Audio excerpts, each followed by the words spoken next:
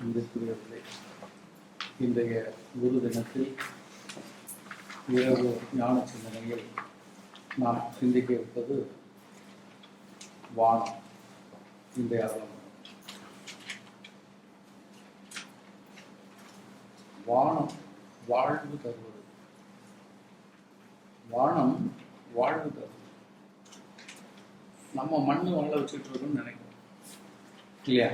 அதாவது எல்லாரும் என்ன சொல்லுவாங்க, மண் வாழ்க்கை மண் வாழ்க்கைன்னு சொல்லுவாங்க. ஆனால் உண்மையிலே உற்று பார்த்தோம்னு சொன்னால் இது மண் வாழ்க்கை இல்லை, இது வான் வாழ்க்கை. இது வான் வாழ்க்கை. வானம் இல்லைன்னு சொல்லியாச்சுன்னா வாழவே முடியாது. ஆனால் அந்த ஞானம் இன்னும் பொதுவாக வெளிப்படுத்தப்படவில்லையா, இல்லை பரப்பவில்லையா, இல்லை இருப்பவர்கள் அதை உணரவில்லையாங்கிறது தான் கேள்விக்குறியாக இருக்கு. எல்லாரும் சொல்லுவோம் மண் வாழ்க்கை மண் வாழ்க்கை, மண்ணில் தான் இருக்கிறீங்க. ஆனால் வாழ்ந்து கொண்டிருப்பது மண் வாழ்க்கை இல்லை. நான் ஏற்கனவே ஒரு தடவை ஒரு உபதேசத்தில் சொல்லியிருக்கேன், மண்ணிலிருந்து உங்கள் சிந்தனையெல்லாம் விண்ணை நோக்கியதாக இருக்க வேண்டும் இல்லையா? மண்ணை நோக்கிட்டீங்கன்னா கீழே மீண்டும் மண்ணுக்கு போயிருவீங்க. மண் சிந்தனை உடையவர்கள் மண்ணிற்கு செல்வார்கள், விண் சிந்தனை உடையவர்கள் விண்ணுக்கு செல்வார்கள் சொல்லியிருப்பாங்க இல்லையா? இறைவேத்தில் கூட வாக்கு இருக்கும். அதனால இப்ப இங்க நீங்க இன்னைக்கு தெரிஞ்சுக்கக்கூடிய உண்மை என்ன? இதான் உண்மை, main thing for all the peoples. இதுல கேட்டகரிஸே கிடையாது, சேனல்ஸும் கிடையாது. பட் அறியாமையினால இல்லை அவருடைய கர்மாவினாலேயோ அவர்கள் வகுத்து கொண்ட வகுப்புகள் தத்துவங்கள் எல்லாம் வேதப்படலாமே அன்றி அதில் மறைந்திருக்கின்ற மறை உண்மை எதுன்னு சொன்னால் இது மண் வாழ்க்கை இல்லை, நாம் வாழ்வது வான் வாழ்க்கை இல்லையா? வான் வாழ்க்கை தான் நம்ம இருக்கோம். எப்படி வான் வாழ்க்கையில் வாழ்கிறோம்? மண்ணில் தானே ஏன் வாழ்கிறோம்? நம்ம மேற்பார்வையில் சொல்லுவோம் இல்லையா? மேற்பார்வையில் பார்த்தீங்கன்னா மண்ணில் வாழ்ந்த மாதிரி இருக்கும். ஆனால் மண்ணில் வாழக்கூடிய வாழ்க்கையினுடைய ஆதாரம், மண் வாழ்க்கையினுடைய நோக்கம் எதுவாக இருக்குன்னு சொன்னால் வான் நோக்கியதாக தான். நான் அதுதான் பல முறை சொல்லியிருப்பேன், உயிர் வாழ்க்கை உயிர் வாழ்க்கைன்னு சொல்லிட்டு இருப்பீங்க, ஆனால் வாழ்றது உடல் வாழ்க்கை தான் வாழ்ந்துட்டு இருப்பீங்க இல்லையா? ஆனால் சொல்றது உண்மை உயிர் வாழ்க்கை தான். ஆனால் உயிர் வாழ்க்கைக்கு வேண்டிய விஷயத்த ஒன்றுமே செய்யல. தண்ணி குடிக்கிறீங்க, உயிராக வாழ்க்கை. படிக்கிறீங்க, அதை செய்கிறீங்க, இதை செய்கிறீங்க, வேலை பார்க்குறீங்க, பணம் சம்பாதிக்கிறீங்க, சொத்து வாங்குறீங்க, பிள்ளை கொடுக்குறீங்க, குடும்பம் நடத்திட்டு இருக்கிறீங்க. இதெல்லாம் உயிருக்காகவா? கிடையாது. உயிருக்கு சம்மந்தமே கிடையாது. இதெல்லாம் உடம்புக்காக இல்லையா? அதனால்தான் ஞானிகள் எல்லாம் ஊர் வேண்டேன் பேர் வேண்டேன் இல்லையா, எதுவுமே வேண்டாம், உற்றார் உறவு வேண்டாம்னு ஒதுக்க காரணம் உடலையும் அவர்கள் மறுக்க காரணம் அதுதான். ஏன்னா உயிர் வாழ்க்கை என்பது இதுக்கெல்லாம் அப்பாற்பட்டது. அதே மாதிரி இந்த மண்ணில் வாழக்கூடிய இந்த வாழ்க்கை வான் நோக்கிய வாழ்க்கை தான். அந்த சிந்தனையே இப்போ இங்கே இருக்கக்கூடிய உங்களுடைய இலக்கு என்ன? இப்போ நம்ம ஒரு ஊரில் இருக்கோம். இப்போ நீங்கள் ஒரு எக்ஸாம்பிள், இப்போ ஃபார் எக்ஸாம்பிள் இப்போ ஆஸ்திரேலியா போகிறாங்கன்னு வச்சுக்கோங்களேன். இப்போ இந்தியாவிலேருந்து ஆஸ்திரேலியா போகணுன்னா ஃப்ளைட் சிங்கப்பூர் அல்லது மலேசியா அப்படிதான் போகுது. அங்கேருந்து ஒரு டிரான்சிட் ஆகி அங்கே இருந்துட்டு மாறி போகணும். இப்போ நீங்கள் இங்கேருந்து மலேசியாலேயோ சிங்கப்பூர்லேயோ ஏர்போர்ட்டில் உட்காந்துருந்தா நீங்கள் சிங்கப்பூர் வாசியோ மலேசியா வாழ்கிறதுக்காகவோ போகலை. மலேசியாவுக்கு எதுக்கு போயிருக்கீங்க? அங்கேருந்து ஆஸ்திரேலியா போகிறதுக்கு போயிருக்கீங்க இல்லையா? ஒரு டிரான்சிட். அதே மாதிரி இந்த மண்ணுக்கு நம்ம வந்ததே எதுக்குன்னா விண்ணுக்கு போகிறதுக்கு தான். மண்ணிலேயே காலம் பூரா தள்ளிக்கிட்டே இருக்கிறதுக்கு மீண்டும் மீண்டும் இருப்பதற்கல்ல. அப்போ நம்முடைய இலக்கு நோக்கம் எல்லாம் எதை நோக்கியதுன்னா வானை நோக்கியது, மண்ணை நோக்கியது அல்ல. அப்போ அந்த வாழ்க்கையை உங்க ஆசைப்படுறது எல்லாம் நீங்க வான் நோக்கி இருக்கும்போது அதை எப்படி மண் வாழ்க்கைன்னு சொல்ல முடியும்? ஆனா நாம என்ன பண்றோம்னா சொத்து வாங்கணும், வீடு வாங்கணும், நிறைய வீடு இருக்கணும், ஏகப்பட்ட வீடுகள் வாங்கி அது வாடகைக்கு விட்டு சும்மா உட்காந்து அந்த வாடகை வந்தாலே போதும்பா இப்படிலாம் கணக்கு பண்ணிட்டு இருப்பாங்க இல்லையா? அப்போ அந்த மண் தன்மையாக நீங்கள் சிந்திச்சிட்டு இருக்கிறதுனால நீங்கள் நினைக்கிறீங்க.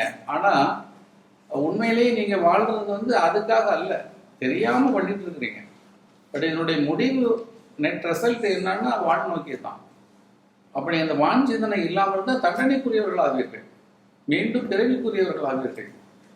மண்ணுக்கு வந்ததே வந்து கர்மாவை கழிக்கிறது தானே, இருக்கக்கூடிய அழுக்க கலத்தி போட்டு போகிறது தானே, சுத்தமாகிட்டு மேலே போகிறது தானே இல்லையா? அப்போ நம்முடைய இலக்கு, நம்முடைய பயணத்தினுடைய முடிவு, அந்தம் என்பது வானமாகத்தான் இருக்கு. அப்போ வாழ்க்கை வாழ்க்கை தான். அதனால ஒரு ஸ்டேஜுக்கு பிறகு உண்மை தெரியாதவரை சொல்லிட்டே இருக்கலாம்.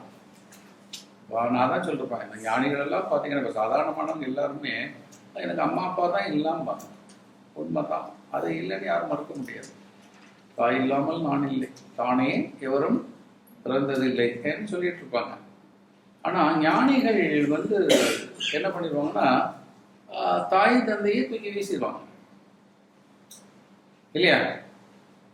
அவனை வந்து மோசமானவன் தப்பானவன் சொல்ல முடியாது. ஏன்னா உங்கள்கிட்ட இல்லாத அதீதமான ஆற்றல், அற்புதமான அறிவு, உங்களுக்கு கிடைக்காத விடைகள், இதெல்லாம் அவங்களுக்கு தெரிஞ்சிருக்கும். அதை எப்படி அவங்க தப்புன்னு சொல்ல முடியும்?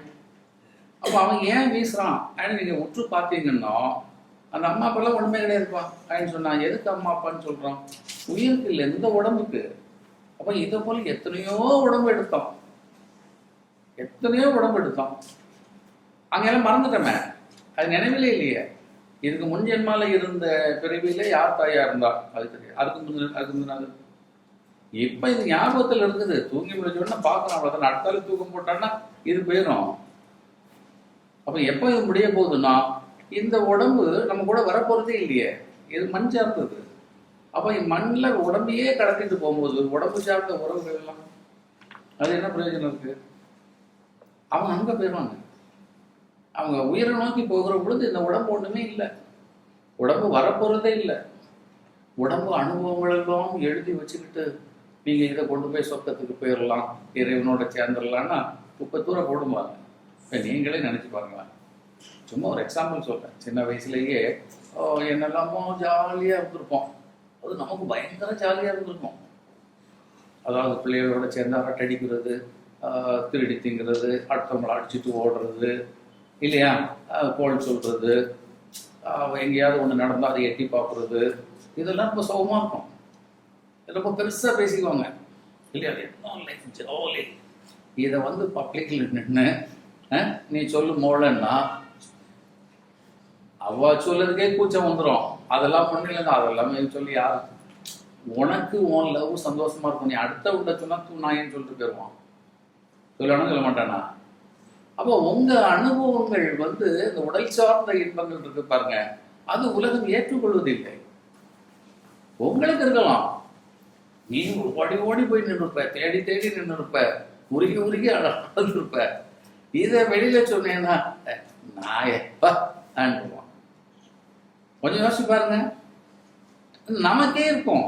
நம்மளே கொஞ்சம் வயசாயிட்டோம்னா ஓ யாராவது வயசான பாட்டிகிட்ட போய் முதல்ல அப்போ சொன்னா மூஞ்ச குத்திடுவோம், போட்டிட்டுருவாங்க. ஆனா ஒரு காலத்துல வீட்டுல எதிர்த்து சண்டை, அந்த பாட்டினுடைய லைஃப் எடுத்தீங்கன்னா வீட்டை எதிர்த்துட்டு ஓடி போன கேஸா கூட இருந்திருக்கோம் இல்லையா? மாமோ என்ன பண்ணிடுவான், நல்ல குளத்துல நீச்சல் அடிச்சு ஊரை விட்டு ஊர் தாண்டி நிறைய அச்சீவ்மெண்ட்ஸ்லாம் ஒரு காலத்துல பண்ணியிருப்பான். இப்ப எல்லாம் ஆடி ஓஞ்சி தேஞ்சு போய் அப்படியே உட்கார்ந்துருக்கிறவட்ட போய் உன் லைஃப் எல்லாம் சொல்லுன்னா அது என்ன அளவுக்கு வேணும்?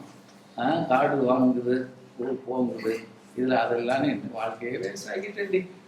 அவனுக்கு அதெல்லாம் பின்னாடி சுற்றி பேருக்கு எடுத்து அதுக்கு எடுத்து அவன் அப்புறம் இங்கே போய் அவனும் எனக்கு முன்னாடி போயிட்டான்.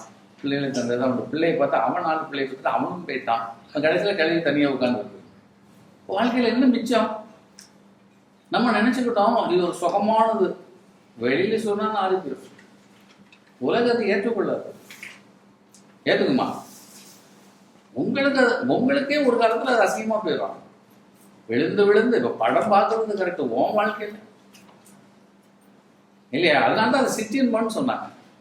இந்த காதல் இன்பங்கள், சிற்றின்பங்கள், இந்த உறவு இன்பங்கள்லாம் பார்த்தீங்கன்னா இது உன்னுடைய தனிப்பட்ட விஷயம்ன்றாங்க. இதெல்லாம் வெளியில சொல்லாதப்பா. இப்ப நீங்களே நினைச்சு பாருங்க, வெளியே சொல்ல முடியுமா?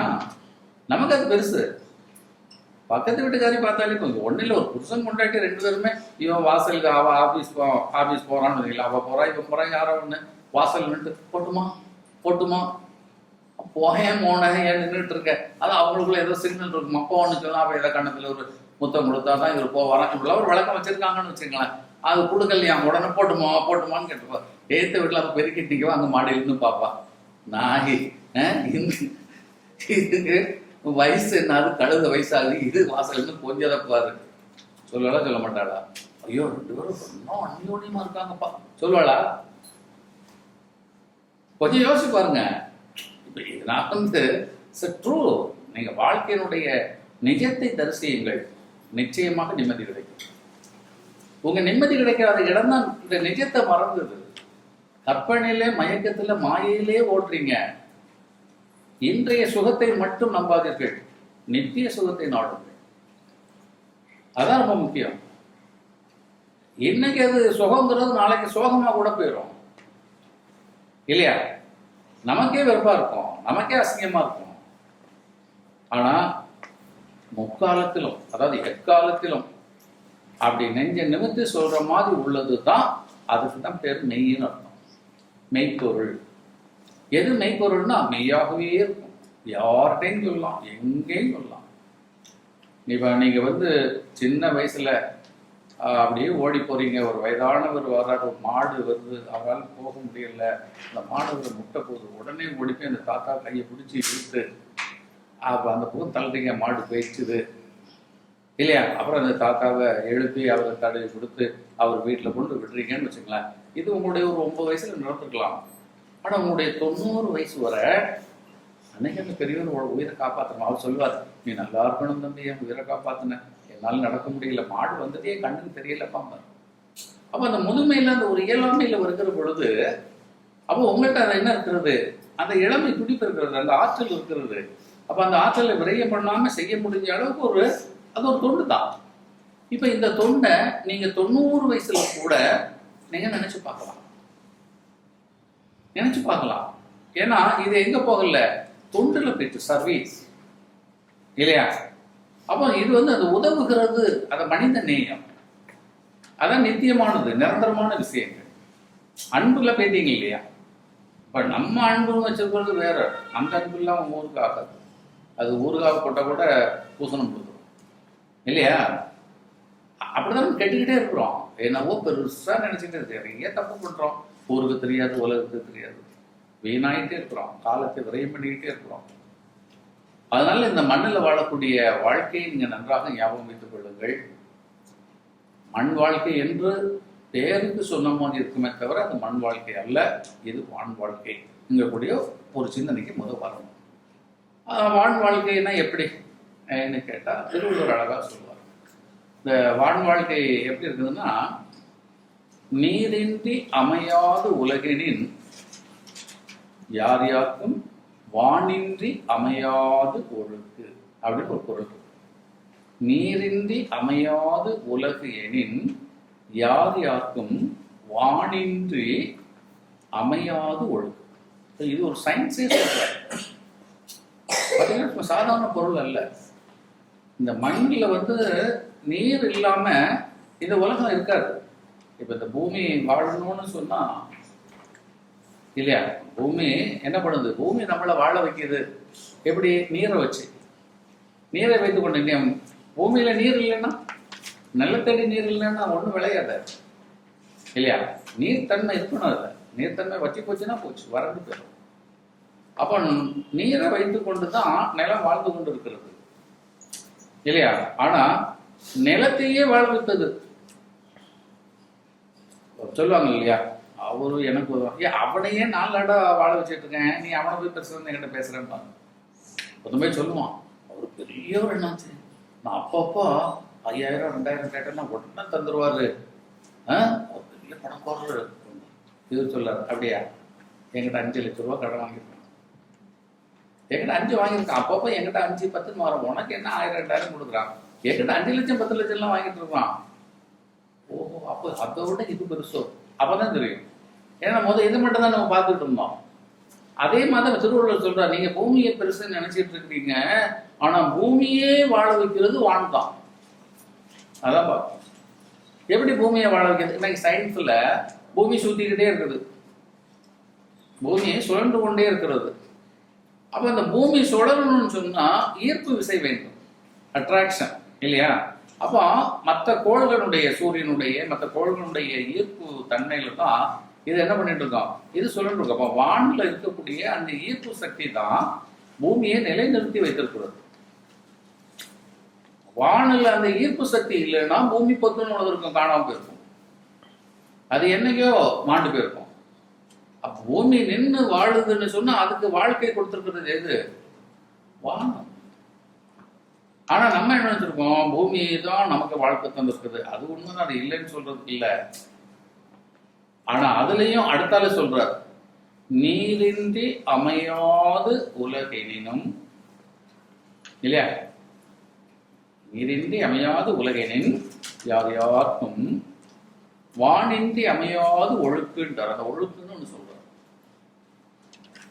இப்ப அந்த ஒழுக்கு என்பது என்ன? வானத்துல இருந்து தண்ணி ஒழுகி கீழே வந்தாதான் பூமிக்கு, பூமி சொல்லுது, நான் நீர் சத்தை வச்சுட்டு எப்படி உனக்கு வாழ்க்கை தந்துட்டு இருக்கேன்னா, உனக்கு நீர் சத்தை யார் தாரா?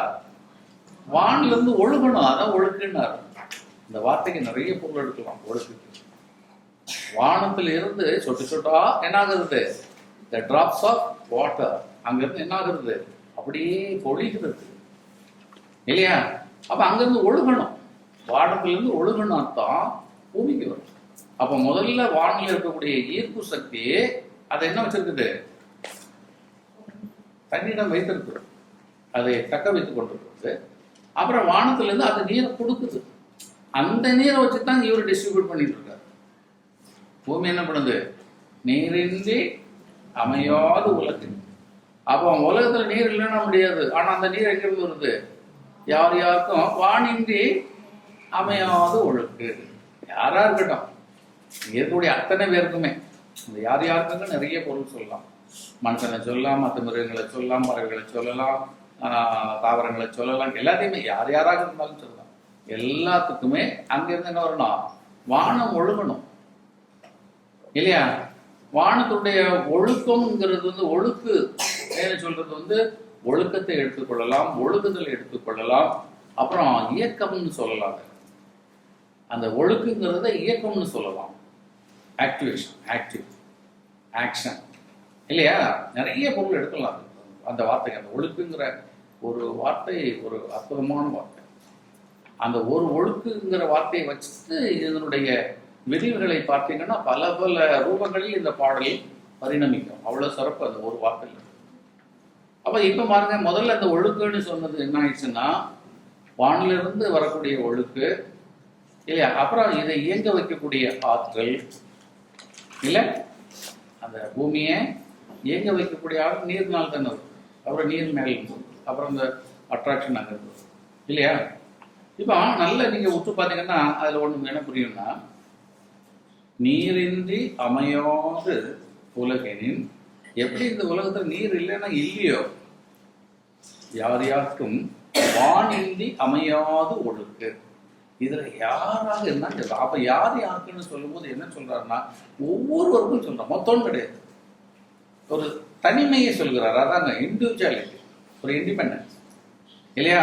அவன் முருகன் குப்பன் சுப்பன் அப்படிதான் சொல்றாரு, தனித்தனிதான் சொல்றாரு. எல்லாரும் நாங்க எங்க ஜாதி, எங்க குலம், எங்க நாடு, நாங்க தமிழர்கள், அப்புறம் நாங்க இங்கிலீஷ்காரங்க, நாங்க பிரெஞ்சுக்காரங்க, இந்த கூத்தெல்லாம் அங்க ஒண்ணுமே இல்லை. யார் யாராக இருந்தாலும் சரிதான், அவன் ஒவ்வொருவருக்கும், அது ரொம்ப முக்கியம். அதான் சயின்ஸ். அது எவ்வளவு பெரிய நுட்பத்தை அவர் உணர்ந்திருந்தா, அதாவது பிறப்பு ரகசியத்தை தெரிஞ்சிருக்கிறார். அதான் அந்த நுட்பத்துக்கு வரும்போது அது மறைபொருளாக கொடுக்குறாங்க. ஏன்னா குருபுரான்ங்கிறதுனால அவங்க வந்து ஒரு லிமிட்ல தான் அந்த உபதேசங்கள் கொடுப்பாங்க. உங்க தன்மைக்கு தக்கவாறு, புரிந்து கொள்கிற ஆற்றலுக்கு தக்கவாறு, வாங்கி பயன்படுத்துகிற நிலைமைக்கு தக்கவாறு தான் அவர்கள் கொடுப்பாரு. உங்க கர்மாவுக்கு தக்கவாறு தான் இல்லையா? அவன் ஒரு லெவல்ல பட் அந்த உண்மைகள் எல்லாம் பொதித்து வச்சுட்டாரு. அதுதான் நான் சொல்றேன். அவரு சொன்னதை நான் உங்களுக்கு உடைச்சு சொல்றேன். அவர் என்ன கொடுத்தாருன்னா, வேர்க்கடலைன்னு எப்படி கொடுத்தாரு, தோலோட கொடுத்தாரு. வேர்க்கடலை தான் அழகான கருப்பு உள்ள இருக்கு. நான் என்ன பண்றேன், அது ஒரு தட்டு அதை கடலில் எடுத்து கொடுக்குறோம். அந்த மாதிரி அதில் உள்ளதுதான். நீங்கள் நல்லா பார்த்தீங்கன்னா தெரியும். இப்போ என்ன சொல்றாருன்னா, யார் யாருக்கும் நீரின்றி அமையாது ஒழுங்கு. அப்போ யார் யாருன்னா ஒவ்வொருத்தரும் அர்த்தம். எவனா இருந்தாலும் அவன் நல்லவனா இருந்தாலும் கெட்டவனா இருந்தாலும் அங்கே அதான் பார்க்கணும். இப்போ நம்ம சொல்லுவோம், எங்களுக்கு மட்டும்தான் தேவன் உதவுவார், எங்களுக்கு மட்டும்தான் சிவன் உதவுவார், எங்களுக்கு மட்டும்தான் விஷ்ணு உதவுவார். நீங்கள் விஷ்ணுவை நினைச்சாதான் அவர் மேலே ஏற்றுவார், மற்றவெல்லாம் விட்டுருவார். நீ சிவனை நினைச்சாதான் முருகனை சொன்னார். இந்த கூத்துக்கெல்லாம் அங்கே இடமே இல்லைன்ட்டார். யார் யாரா இருந்தாலும் சொன்னார், நீ போட்டவர், நீ என்ன தத்துவத்தில் இரு, எப்படியே நீ எந்த உடையே உடுக்காம தான் சொல்லுவான். நீ வேலை பார்த்தாங்க சரிதான், வேலை பார்க்கலன்னா நீ தனியாக இருந்தாலும் சரிதான், குடும்பத்தோட எப்படி அந்த யார் யாருங்கிறது பார்க்கணும். யார் யார் அது? ஏன்னா இன்ஃபினிட்டு, அதை நீங்கள் டிஃபைன் பண்ண முடியாது. அதுதான் அந்த வார்த்தை போடுறார். யார் யார் அளவு சொல்ல முடியாது.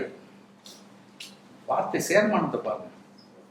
யார் யாருக்கும் இல்லையா, அது யாரா இருந்தாலும் லிஸ்ட் கொடுத்துக்கிட்டே இருக்கலாம். எத்தனை ஜாதியும் கொடுக்கலாம், எல்லாம் இன்னும் கொடுத்துட்டு முடிஞ்சு போச்சு. ஏன் இல்லைப்பா இன்னும் தேடு, ஏன்னா முடியல. யார் யாருன்னு அவரு இத்தனை வகையறை பண்ணலையே. அந்த இன்ஃபினிட்டி மண்டல அதுதான் கர்மாவுக்கு இதெல்லாம் கிடையாது, அளவு கிடையாது இல்லையா. விட்டா கர்மா பண்ணிக்கிட்டே இருப்பீங்க, அதுக்குள்ள உங்களை முடிச்சு போட்டு தள்ளிடணும்.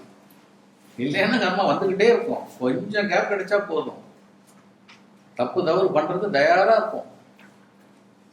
மைண்ட் அதுலேயே தான் ஓடும்.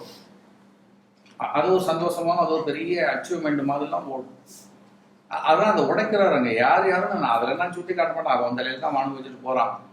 எவனா இருந்தாலும் சரிதான், அவங்க நல்லா அவங்களுக்கு கட்டாங்க. யார் யாரா இருந்தாலும் அவங்களுக்கு என்ன கிடையாது, வானின்றி அமையாத ஒழுக்கு. வானம் இல்லாமல் ஒழுக்குன்னா நீங்க இந்த ஒழுக்கத்தை மட்டும் இல்லை, ஒழுக்குன்னா வாழ்க்கைன்னு எடுத்துடலாம்.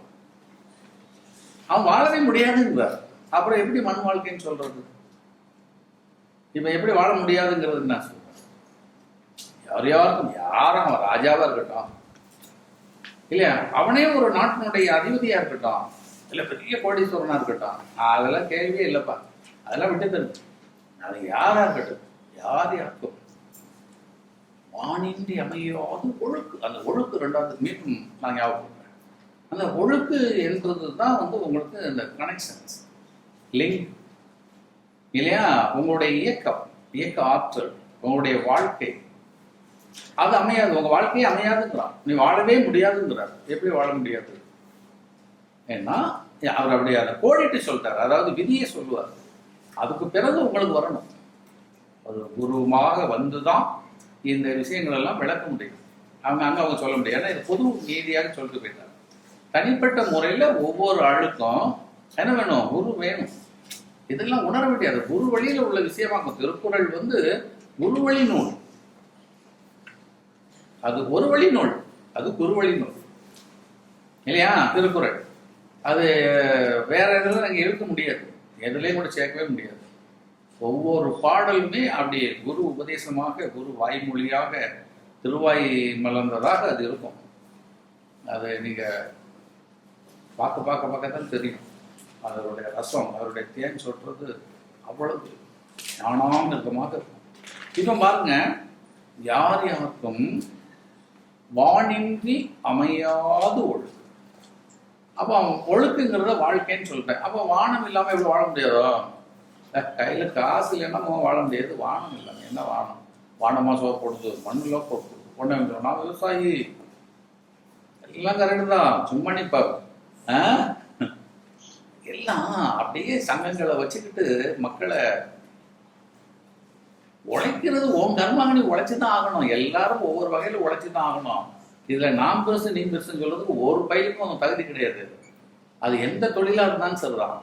அவன் கர்மாக அவன் செய்வான். இவன் பெருசா சொல்லுவான், ஒரு போட்டை நான் என்ன மாதிரிலாம் செய்திருக்கேன்னு. கரெக்ட், எல்லாம் செய்தது கரெக்ட். அந்த போட்டை துடுப்பு போட்டு ஒரு பொம்பளை தள்ளிட்டு போகணும். துடுப்பு போட ஆள் இல்லைன்னா போட்டு நின்றுடும் இல்லையா. நான் போட்டை மரத்தை வெட்டி அதெல்லாம் பண்ணி சேர்த்து பேலன்ஸ் பண்ற மாதிரிலாம் பண்ணி எல்லாம் செய்யற, எல்லாம் கரெக்டு. நீனும் தேவை, அவனும் தேவை. அவன் சின்ன தொழிலாக இருந்தாலும் அந்த தொழிலும் தேவையின் போது அது பெரிதாகி விடும் இல்லையா. பெரிய வேலை செய்யறதுனா பெருசுன்னு கிடையாது. உங்கள் அவசியத்தின் போது, இப்போ உணவு நாம் தயாரிக்கிறேன் எவ்வளவு உணவு கிடங்குல கிடந்து புழுகி தூர கொண்டு போடுறீங்க. வீட்டிலேயே அரிசி வாங்கி கொஞ்ச நாள் பானையில வச்சுட்டீங்கன்னா புழுகி போதும். அப்புறம் தூக்கி குப்பையில தான் போடணும் இல்லையா? அப்புறம் அந்த உழைப்புங்கிறது என்னாச்சுது? உன் உழைப்பு பயன்பட்டால் அது புனிதம். உன் உழைப்பு தேவைக்கு கிடைத்தால் அது புனிதம் இல்லையா? பசியே இல்லாதவன்ட்டு நீ நான் வேலை செய்திருக்கேன், நான் உழைச்சி எடுத்திருக்கேன், நான் அறுவடை பண்ணி வச்சிருக்கேன் வச்சுக்க. பணக்காரன் வீட்டுல மூட மூடையா இருக்குது, நீ உழைச்சு கொண்டது வயல்ல இருந்து வந்தது. ஏழை வீட்டுல பானையில உழைக்க அரிசி இல்லை கஞ்சி காய்ச்சறதுக்கு. அப்ப எந்த விவசாயி பெருசு? நான் அவ்வளவு உழைச்சி வச்சிருக்கேன்னா அது இவனுக்கு பயன்படலையே, அப்புறம் நீ என்ன விவசாயி? நான் விவசாயியை குறை சொல்லல, இவங்களுடைய மென்டாலிட்டியை சொல்றேன். தொழிலை வச்சு மனிதனுக்கு ஏற்றத்தாழ்வுக்கு போகக்கூடாது, நீ உயர்ந்தவன்னு பேசக்கூடாது. உனக்கு வாய்ப்பு வான் கொடுத்துருக்கிறது, வானத்துல இருந்து மழை பொழியலன்னு எதனா அடிச்சுக்கிறானுங்க, அதை வந்து அரசியல் ஆக்கிட்டு இருக்கானுங்க. தப்பு. ஞானம் இல்லாத தன்மை, அறிவில்லாத தன்மை, அதான் நான் சொல்ல வரேன். எந்த உழைப்பாக இருந்தாலும் அந்த உழைப்பிற்கு உன் கர்ம இடம் கொடுக்கணும். அவன் தான் செய்ய முடியும், எல்லாரும் செய்ய முடியாது. நீ என்னத்தை தான் செய்தாலும் அந்த செய்த உன்னுடைய ப்ராடக்ட், உன்னுடைய படைப்பு, உன்னுடைய தயாரிப்பு அது வெளியில வந்து என்ன பண்ணணும்? மனிதர்களுக்கு உபயோகமாக இருக்க வேண்டும். உபயோகம் இல்லாத நேரத்தில் ஒரு பயிலுக்கும் பசி இல்லை. நீ எவ்வளவுதான் உழைச்சி வச்சு மூட்டை மூட்டையால் லாரியில் அடிக்க வச்சு எனக்கு பார்த்துட்டு போயிட்டே இருப்பாங்க. இப்போ ஹோட்டல்ல தான் இருக்குது, நிறைய பரோட்டா அடிக்க வச்சாங்க, நமக்கு பசி இல்லைன்னா பார்த்துட்டு போகலையா? பசி வந்த நேரத்துல ஒரு பண்ணு கிடைக்குமான்னு ஓடிட்டு இருக்கோம். அப்போ பண்ணு தான் அன்னைக்கு பெருசு, பிரியாணி பெருசு இல்லை இல்லையா? அதனால வந்து உங்கள் தேவைக்கு பயன்படுகிற பொழுது அன்னைக்கு உதவக்கூடிய வாய்ப்பு உனக்கு இருக்கிறதா? உன் தேவையை உலகை ஏற்றுக்கொள்கிற நிலையில் நீ வைத்திருக்கிறாயா? அதான் நீங்க நல்லா பாருங்க. இந்த பட்டம் விடுவாங்க, சும்மா ஒரு இது சொல்றேன். அந்த பட்டம் விடக்கூடிய சீசன் வந்துச்சுன்னா அந்த நேரத்தில் அலைவானுங்க பசங்க, எங்க பட்டம் கிடைக்கும் பட்டம் கிடைக்கும், ஒரு கடையிலையா பட்டம் கிடைக்குமாம்பா. அந்த கைத்தை வாங்கி வாழை கட்டி அதை கட்டி இல்லையா? மற்ற நேரம் அந்த பட்டத்தை திரும்பியே பார்க்க மாட்டாங்க. அந்த சீசன் இல்லைன்னு சொன்னா அப்படியே கிடக்கும், வீட்டிலே கிடக்கும், அது குப்பையில கிடந்து அப்படி பிச்சு தூர போடுவாங்க. எல்லா விஷயங்களுமே அந்த தேவையின் போது அது வந்து பெருசா தெரியும். அதனால ஒரு நாம செய்யக்கூடிய தொழிலை வச்சு எனக்கு இந்த தொழில் நான் பெருசு, என் தொழில் நான் உலகம் வாழாது, நாம தான் ஊட்டுறோம், நாம தான் அழிக்கிறோம், இந்த குப்பை பேச்செல்லாம் நீங்க குப்பையில போட்டுருவோம். எந்த மனிதனும் ஏற்றத்தாழ்வுல பார்க்காதீங்க. உன்னை வாழ வைத்துக் கொண்டிருப்பது வானம். நீ வானம் நோக்கி பாரு. உன் தலையே நிமித்த மாட்டாங்கல்ல, தலையை புரிஞ்சுட்டுல பேசுறாங்க மண்ணா பொருள். அதனால நல்ல ஞாபகம் வச்சுங்க, மண் வாழ்க்கை என்பது வான் வாழ்க்கையாக இருக்கிறது. அதை நாம் உணராதது மதிமயக்கம். அதுதான் நமக்கு கர்மாவை தந்து மீண்டும் மீண்டும் சிறப்பை அளித்துக் கொண்டிருக்கிறது என்பதில் தடுமாற்றம் வரவே கூடாது. எப்படி வந்து வான் வாழ்க்கை என்று சொன்னா, முதல் சொன்னேன் வான்ல இருந்து மழை பெஞ்சாதான். அது வந்து எல்லாருக்குமே தெரிஞ்ச ஒரு சாதாரண விஷயம் இல்லையா? எந்த தொழிலாக இருந்தாலும் சரி. அதான் அதை முதவே சொல்லிட்டார், நீர் இன்றமையாத உலகன்னு சொல்லிட்டார். அப்ப நீருங்கிறது மஸ்ட், அது வான்ல இருந்தா வருது. மண்ணிலாம் நீர் கிடையாது. நம்ம நினைச்சுக்கோ மண்ணு கடையில நீருன்னா, அங்க இருந்து வந்துதாங்க தேங்கி நிற்குது. அதனால மண் வந்து நீரை சுரக்கல், புரியுதா? வான்ல இருந்து வரணும். இப்ப அடுத்த கட்டம் அந்த ஒழுக்குன்னு சொல்கிற பொழுது எப்படி வந்து உங்க வாழ்க்கை அமைக்கிறது, உங்களை வந்து அது எப்படி இயக்கி கொண்டிருக்கிறது என்று சொன்னா, அதான் ஏற்கனவே உங்களுக்கு நான் சொல்லியிருப்பேன். வானத்தில் இருந்து தான் உங்களுக்கு என்ன வருகிறது? உங்களுடைய கர்மாவிற்கு தக்கவாறு எண்ணங்கள் எல்லாம் வந்து கொண்டிருக்கப்ப வானில் இருக்கக்கூடிய கோள்கள், வானில் என்ன பண்ணுது? கோள்கள் இருக்கிறது. அந்த கோள்கள் என்ன பண்ணுகிறது? உங்களுடைய கர்மாவுக்கு தக்கவாறு உள்ள அந்த நிகழ்வுகளை, எண்ணங்களை அது கொடுத்து கொண்டே இருக்கிறது. அதன்படி நீங்க வாழ்ந்து கொடுங்க. இப்போ ஒரு பட்டம் பறக்குது, இங்க இருந்து நம்ம என்ன பண்றோம்? கைத்தை விட்டு கொடுத்துட்டே இருக்கிறோம். எவ்வளவு லெவலுக்கு கொடுக்குறோமோ அது வர போகும். நம்ம இழுத்துட்டோம்னா அது இறங்கிடும் இல்லையா? நீங்க நினைக்கிறீங்க நானே சிந்திக்கிறேன், நானே. இப்போ ஒரு பெரிய கதாசிரியர், அவர் சிந்திச்ச ஒரு கதை எழுதியிருப்பார். சரி, நீனே சிந்திச்சப்பா. இப்போ அவரை வந்து ஒரு 10 வருஷம் கழிச்சு இப்போ அதே மாதிரி ஒரு கதை சிந்தின்னு சொன்னா உம்மளை தானே நீ சிந்தினா எல்லாம் வர மாட்டேங்குது. அது அன்னைக்கு வந்து என்னைக்கு வந்தது? உனக்கு அந்த கிரகங்கள் வேலை செய்கிற பொழுது உனக்கு கிடைச்சது. இப்போ அந்த கிரகம் மாறி போச்சு, எல்லாம் முடிஞ்சு போச்சு. அப்போ ஒவ்வொருவருடைய வாழ்க்கையும் ஆட்டி படைக்கப்படுகிறது. எதனால? கோள்களால. அப்ப அத்தனை கோள்களும், அதான் 9 கோளை வகுத்து வைத்தார்கள், சும்மா இல்லை. இதெல்லாம் ஞான பாடங்கள் தான். நம்ம அந்த ஜோதிடத்துல சாதாரணமாக ஒதுக்கிடக்கூடாது.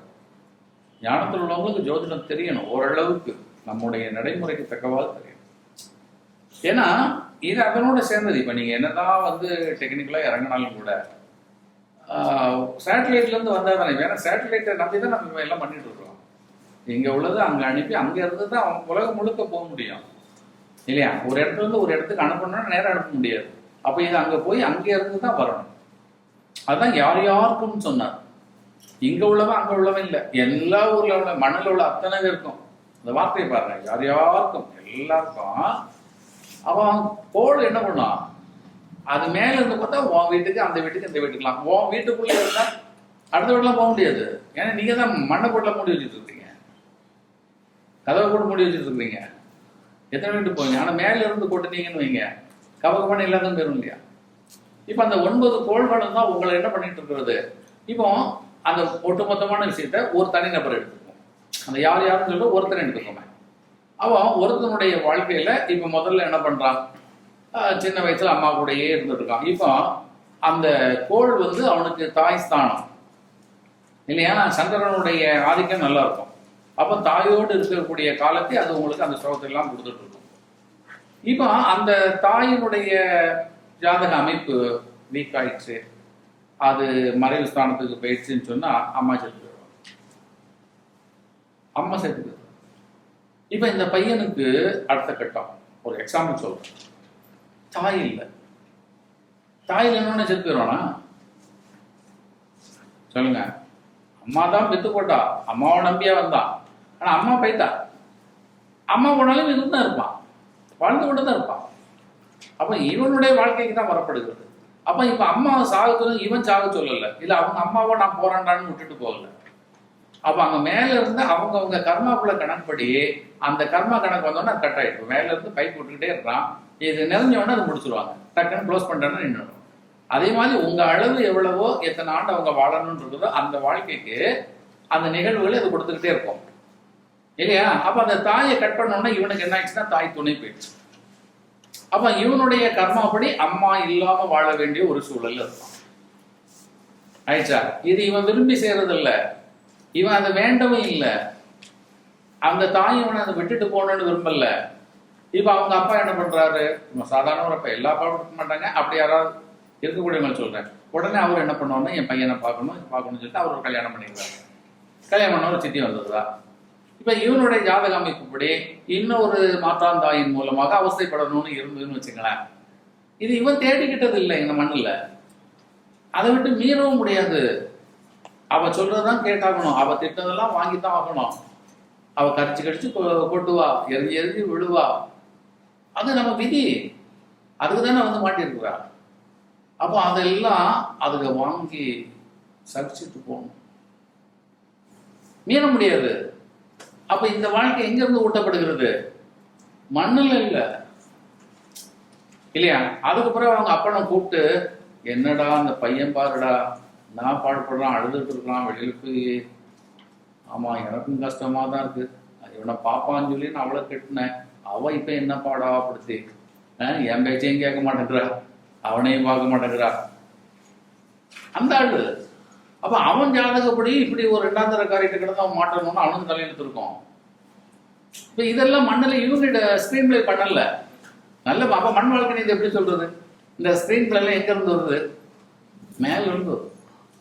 மண்ணு கொடுக்கல, இல்ல இவங்களும் திங்க் பண்ணி செய்யல. நீங்க நல்லா சிந்திக்கணும், மண் வாழ்க்கை இல்லைங்கிறதுக்காக நான் சொல்றேன் இல்லையா? அந்த ஸ்கிரீன் பிளே ஃபைல் எல்லாம் எங்க இருக்குன்னா உங்க மனதுல தான் இருக்குது. ஆனா இது எங்க இருந்து ஆக்ஷன் பண்ணப்படுகிறது? அப்படியே மேல போய் கோள்கள் மூலமாக இறங்குது. அதை தான் நீங்க சிந்திக்கணும். அப்போ உங்களுக்கு தொடர்பு எங்க வந்ததுன்னா வான் தொடர்பு இல்லாம பண்ண முடியாது.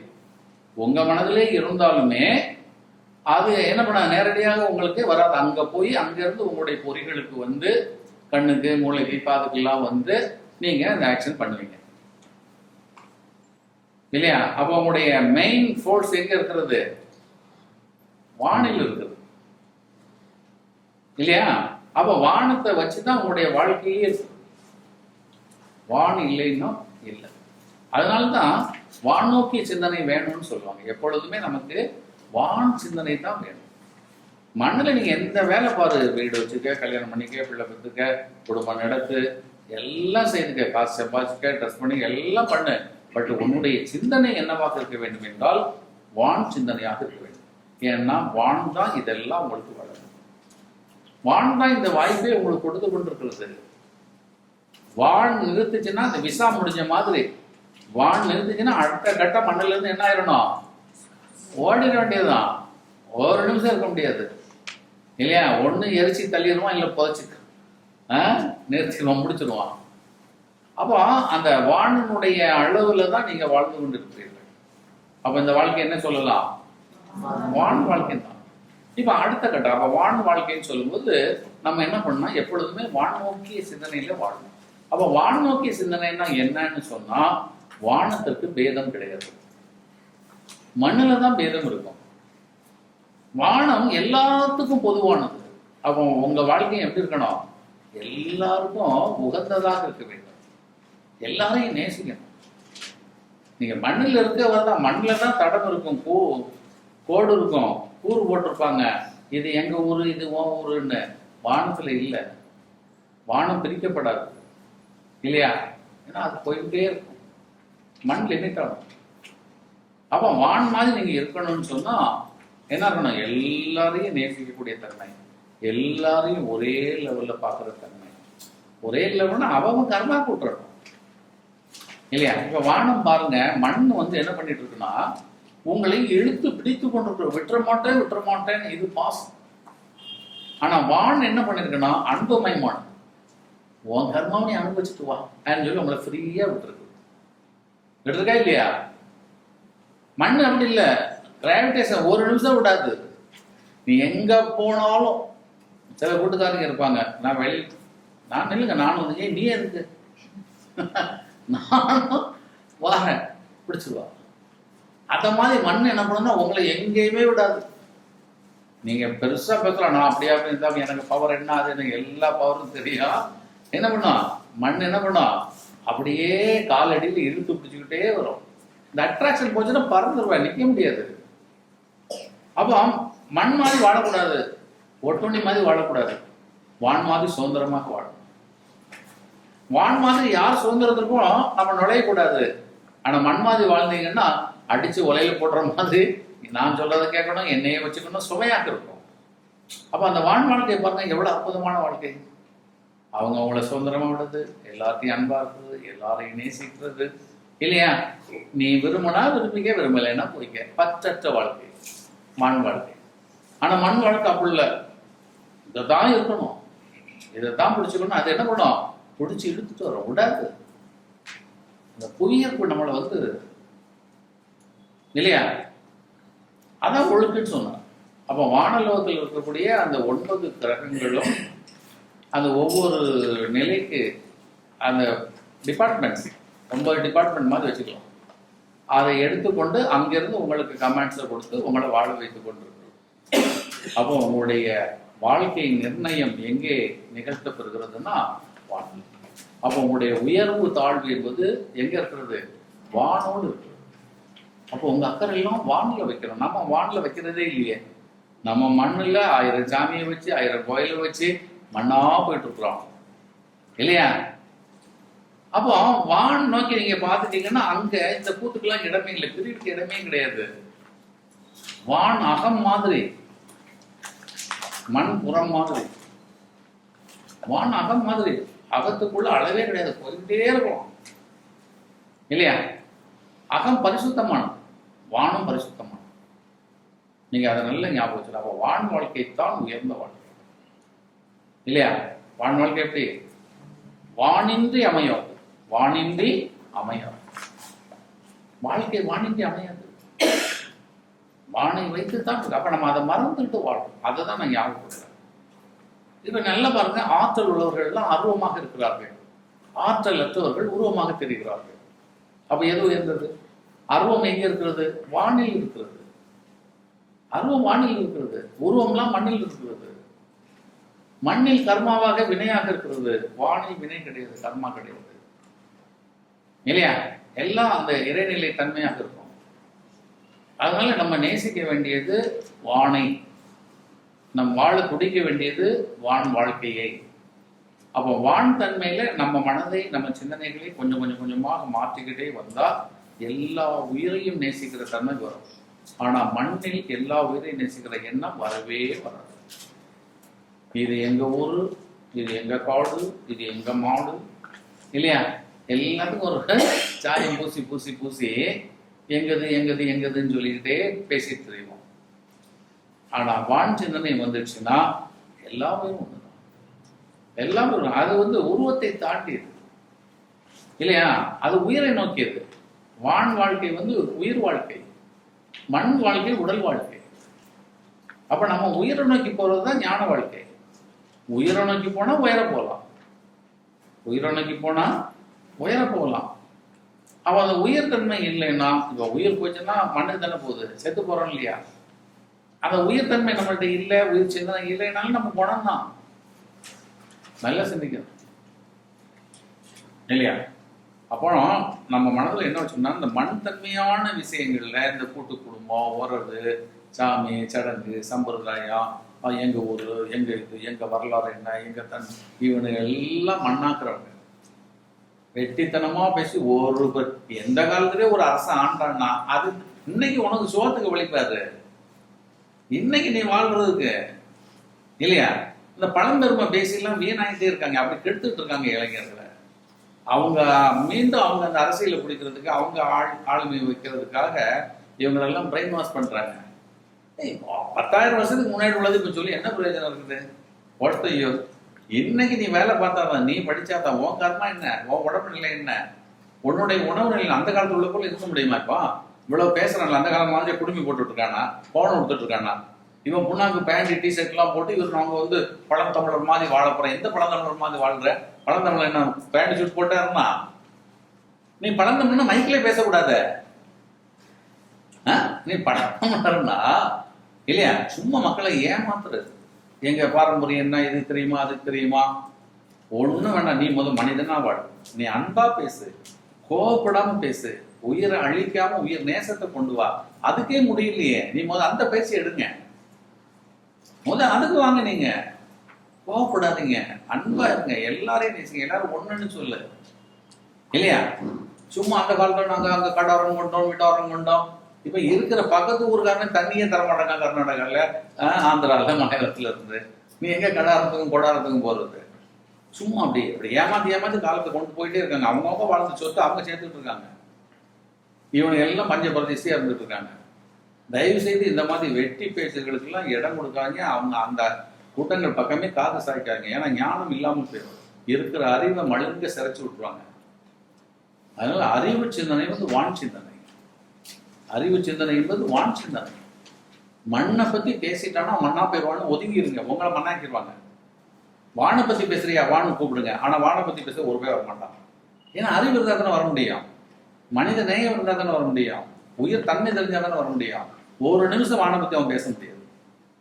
ஆனா மண்ணை பத்தி பேசுவான், எல்லாம் மக்கி போறோம். அந்த மண்ணை பத்தி பேசுறதெல்லாம் பாருங்க, நடந்ததுதான் பேசியிருப்பான், நடக்க போறதை சொல்ல மாட்டான். அந்த தாத்தா எப்படி இருந்தாரு, அந்த நாடு எப்படி இருந்தது, அந்த கோயில் எப்படி கட்டினாங்க இருக்கட்டும். இப்ப அந்த கோயில் இருக்குது, அந்த கோயில் நமக்கு என்ன வாழ்க்கை தந்தது? அந்த கோயில் அவனும் நீ உனக்கு ஒரு குடிசை கட்டினா தானே உனக்கு வாழ்க்கை, உனக்கு ஒரு வீடு இருந்தா தானே உனக்கு வாழ்க்கை, இல்லையா? அதனால அந்த பழம்பெருமை பேசுவது என்பது மனிதர்களை மழுங்க வைப்பது. அதனால ஒரு லாபம் கிடையாது, ஞானம் இல்லாத. நான் ஏற்கனவே சொல்லியிருப்பேன், அம்மா அப்பாவே நமக்கு சம்மந்தம் இல்லாதவங்கன்னு சொல்லும் போது இந்த கூட்டங்கள்லாம் யாரு? ஒரு திருவிழா கூட்டத்துல போய் நிக்கிறீங்க, நிறைய பேர் நிக்கிறாங்க, எவ்வளவு பேர். அவன் யாரோ எங்கெங்கயோ போயிருவான், எந்த ஒரு காரணம் வந்திருப்பான். இந்த பேஸ்புக்ல லைக்க பார்த்துட்டு என்னவோ இவங்க பின்னாடி ஒரு 1000 பேர் இருக்கிற மாதிரி, எனக்கு எவ்வளவு பேர் இருக்கான், ஒரு பயிலையும் தெரியாது. அவ்வளவும் யாரையும் குறை சொல்லல. அவங்க எப்படிப்பட்டவங்க, என்னவா இருக்கிறாங்க, எதுக்கு என்ன நமக்கு கொடுக்குறோம், எல்லாத்துலயும் பார்த்தா நம்ம உள்ள நுழைஞ்ச மாதிரி தெரியும். ஒரு பிரயோஜனப்படாது. அதனால ஐயா சொல்லிட்டாரு, நம்ம லைக் கொடுக்க மாட்டாருன்னு நிறுத்திடாதீங்க. கருத்து சென்று சேரட்டு, உங்க கவனங்கள் அதில் சென்று விடாங்க. அதுதான் நான் சொல்லுவேன். இல்லையா? அவன்கிட்டே சேட் பண்ணிட்டு அவங்கள்ட்டே நீங்க பண்ணிட்டு இருந்தீங்கன்னா வீணா போயிருவீங்க. நீங்க கொடுக்குறத அவன் படிக்கிறானா, லைக் கொடுக்குறானா, மேலன் போயிடும். அதோட நிறுத்திக்கணும். எல்கையோட போயிடும். தெருவா வியாபாரம் போகும்போது அப்படியே வியாபாரத்திலேயே தான் கண்ணா இருக்கணும். வீட்டுக்குள்ள நுழைஞ்சு உள்ள போயிடக்கூடாது. போனா வேட்டையாடிடுவாங்க இல்லையா?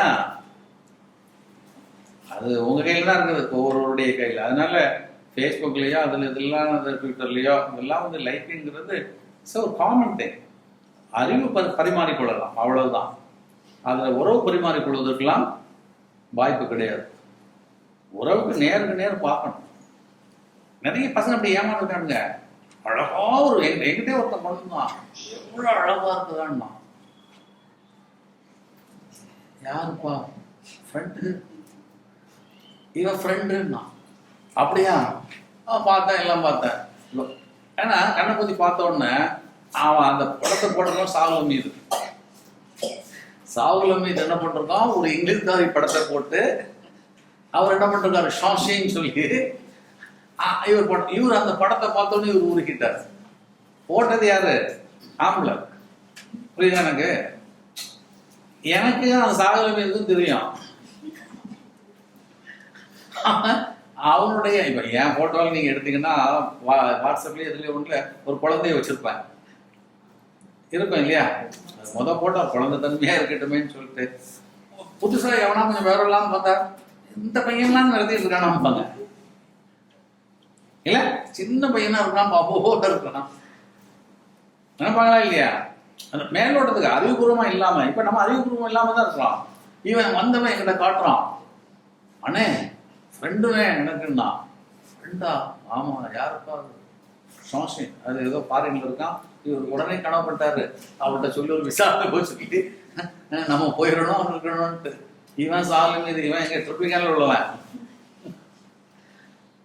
இவன் பேரை போட்டு இவன், ஏன்னா அவனுடைய டீட்டெயில்ஸை கொடுக்க கூடாதுங்கிறதுக்கு அந்த மாதிரிலாம் ஃபேஸ்புக்ல யாரும் வயசெல்லாம் உண்மையாக போடுறாங்க, அட்ரஸ் உண்மையாக கொடுக்குறாங்க. அதுல யாராவது 1-2 பேர் உண்மை கொடுக்கலாம், மீதி மத்தெல்லாம் என்னெல்லாமோ இருக்கும். அதுக்கு கூட செல்லம் கொடுத்துருப்பான், இதெல்லாம் ஒண்ணுமே நீ பார்க்க கூடாது, நோ காலேஜ், நோ இடம், நோ டவுன், நோ இது எல்லாம். அவனும் ஃப்ரெண்டா மட்டும் சேர்த்துக்கணுமா. அவன் படமும் இருக்காது. இவங்களும் என்ன பண்ணாங்க, உடனே ஃப்ரெண்டு. அவன் மூஞ்சும் இல்லை, அவன் டவுனும் இல்லை, அவன் படிச்சது இல்லை, ஒண்ணுமே கிடையாது, ஆட் ஃப்ரெண்ட்ல இருப்பான். உடனே ஆடுன்னு என்ன ஒரு மாயை இல்லையா? தயவு செய்து அறிவுபூர்வமாக போங்க. எப்பவுமே ஞானத்துல 1 to 1. அவனை நேரில் பாக்குறீங்களா, அவன் எப்படி பேசுறான், அவன் சொல்றது கரெக்டா, நம்ம கருத்துக்கு உடன்பாடு இருக்கிறான், எதுக்காக நம்ம அவன்கிட்ட பழகுறோம், எதுக்காக வந்திருக்கிறான், ஞானத்தை இது விட்டு வேற ஏதாவதுக்கு வியாபாரத்துக்கோ வேற எது, அதுக்கு நாங்க ஆளுல போவோம், முடிஞ்சு போச்சு. அப்ப இது தொடரும். அவன் மாட்டிக்கிட்டான், ஞானத்தை அங்க வச்சுப்போம். அவன் சொல்றான்ல, அப்புறம் அவன் நம்ம தலையில கொஞ்சத்தை கொடுத்து இதை கொண்டு ஒவ்வொரு ஆள்கிட்டையா நம்ம போய் இதை ஒரு பிசினஸ் பண்ணி இதை டெவலப் ஆயிடலாம். என்னாச்சு, அவன் விற்காத சரக்கு தானே அவன் கொண்டு வந்து நம்ம தலையில தட்டுவான். ஒரு எக்ஸாம்பிள் சொல்றேன், இந்த மாதிரி நிறைய நடக்குது, நிறைய ஏமாந்தவங்க இருக்கிறாங்க இல்லையா? ஒரு வீட்டுல பேப்பர்லயே வந்திருந்தது, ஒரு வீட்டுல வேலை பார்க்குற பொண்ணு, அந்த வேலை பார்க்குற பொண்ணு என்ன பண்ணுச்சு, அந்த வீட்டு ஓனருடைய மக, அது காலேஜில் படிச்சுட்டு இருக்குது. இந்த வேலை பார்க்குற பொண்ணு இருக்குல்ல, இது சின்ன வயசு பொண்ணு தான், இது படிப்பே கிடையாது, 4ஆம் கிளாஸ் 5ஆம் கிளாஸ் படிச்சுட்டு வீட்டில் பெருக்கிறது சமையல்லாம் பண்ணிட்டு இருக்குது நார்த் இந்தியாவில். அவங்க ஓனருக்கு மக வந்து காலேஜில் செகண்ட் இயர் படிச்சிருக்கு, அது ரொம்ப அழகா இருக்கும், நல்லா நீட்டா இருக்கும். அந்த படத்தை ப்ரொஃபைல்ல போட்டு, இப்ப நம்ம படத்தை ப்ரொஃபைல் போட்டு நிறைய ஓடிட்டு இருக்கோம். ஒரு எக்ஸாம்பிள் சொல்றேன், இல்ல எல்லாரும் விவரமானவங்க தான், விவரம் இல்லாதவங்க இல்ல விவரம் இல்லாம இருந்தா மாட்டிக்குவாங்கல்ல. இவங்கள்ட்டையும் இந்த படத்தை பார்த்துட்டு என்ன பண்ணுவாங்க, எனக்கு இது பதில் சொல்லுங்கன்னு கேட்பாங்க. அப்படி நிறைய வரும். இதுக்கு என்ன அவங்க நினைப்பு என்னன்னா, இந்த படத்துல உள்ள ஆள் தான் நம்ம ஆசாமின்னு நினைச்சிட்டு இருப்போம், ஆனா நம்ம யாரு படத்தையோ வச்சிருப்போம் இல்லையா? இதே மாதிரி அங்க என்ன பண்ணி போச்சுன்னா, அந்த ஓனருக்கு மக படத்தை போட்டு இது ஃபேஸ்புக்ல இது ஷேர் பண்ண ஆரம்பிச்சுட்டு, அதை எவனோ ஒரு கூமுட்டை பார்த்து, அவங்க நல்ல வசதியானவன், அவன் பார்த்து என்ன பண்ணிட்டான், அவங்களுக்குள்ள நூல் விட ஆரம்பிச்சிட்டாங்க. அப்புறம் பார்த்து இவன் புகழ அவ புகழ 2 பேரும் சேட்டிங் நடந்து எடுத்து கடைசியில லவ்வுக்கு போய் கல்யாணத்துக்குன்னு போயிடுச்சு. எங்க வர போயிட்டு மேரேஜ் ரேஞ்சுக்கு போயிடுச்சு. அப்புறம் பார்த்தாச்சுன்னா இவன் வாரா, இவன் சொன்னா நம்ம 2 பேரும் மீட் பண்ணலாமேங்கிறான். மீட் பண்ணலாமேன்னு சொன்னா அது ஏதோ பயந்து எடுத்து சமாளிச்சிடலாம், ஏன்னா ரொம்ப பேசிட்டோம்லாங்கிறதுல அது வந்தது. ஆளை பார்த்தா வேற நேரா. ஏன்னா ஓனர் பொண்ணு படத்துல போட்டுருக்குது, இந்த பொண்ணு இல்லையே. இவன் தலை திருக்க ஓடுறான், நீ இல்லை நீ இல்லை நீ இல்லை, நீயானா அங்க போட்டு அது ஒரு பெரிய கேஸா வந்துருந்தது. இந்த மாதிரி நிறைய இருக்குது. அதனால அதாவது எப்பவுமே ஒரு டெக்னிக்கல் வளர்ந்து வரக்கூடிய விஷயங்கள், அறிவியல் விஷயங்கள்ல நல்லது இருக்கும் கெட்டது இருக்கும். அதனால ஒரேடியாக அதை நம்ம ஒதுக்குறதுங்கிறதும் தப்பு. நல்லதை நம்ம பயன்படுத்தணும். இப்ப நல்லது கெட்டது டெக்னிக்கல்ல கிடையாது. அடுத்த கட்டம் நான் சொல்றேன். டெக்னிக்கல்லையா எல்லாருமே அறிவியல கெட்டதுன்னு சொல்லுவாங்க, அது கெடுத்து போச்சு நாட்டேன். அது கெடுக்கல, நீ எல்லாம் கெட்டு போயிருக்கிற. நீ அதை நல்லபடி பயன்படுத்தினா அது நல்லது. கெட்டது யாரு? நீலாம் கெட்டவன் கேட்டு அது மாட்டிச்சு, அது கெட்டது கிடையாது.